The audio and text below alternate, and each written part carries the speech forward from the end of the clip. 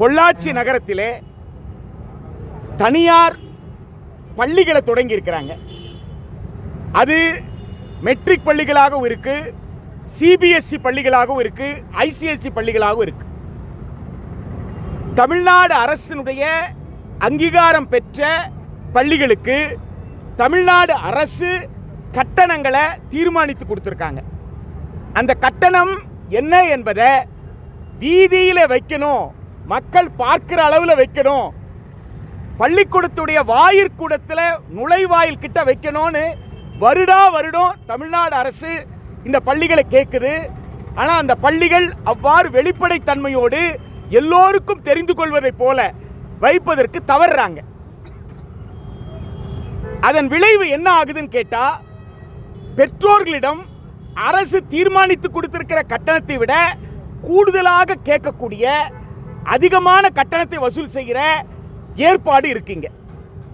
நாம கூர்ந்து கவனிக்க வேண்டிய விஷயம் என்னன்னா, அரசு தீர்மானித்திருக்கிற கட்டணமே ஒரு பகல் கொள்ளை, சாதாரண ஏற்பாடு கிடையாது. சராசரியாக எல்கேஜிக்கு 40,000 ரூபாய் ஃபீஸுங்க.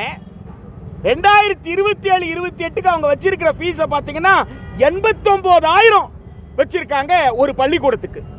கொஞ்சம் கணக்கு பண்ணி பாருங்க, சராசரியா 50,000 ரூபான்னு சொன்னா ஒரு வகுப்புல 30 பேர் படிக்கிறாங்கன்னா 30 × 50,000 எவ்வளோன்னு யோசிச்சு பாருங்க.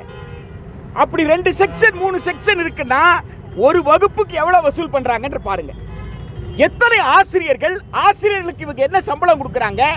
கட்டட பராமரிப்பு என்று சொன்னால் கூட எவ்வளவு அந்த கட்டண பராமரிப்பு?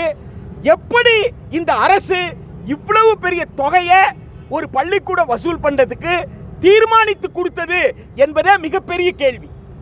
பள்ளிக்கு தீர்மானித்த கட்டணமே அதிகம் சொல்லும் பொழுது அதை விட கூடுதலாக வசூல் செய்வேன்னு சொல்றது கிரிமினல் குற்றம், அது சாதாரண குற்றம் அல்ல.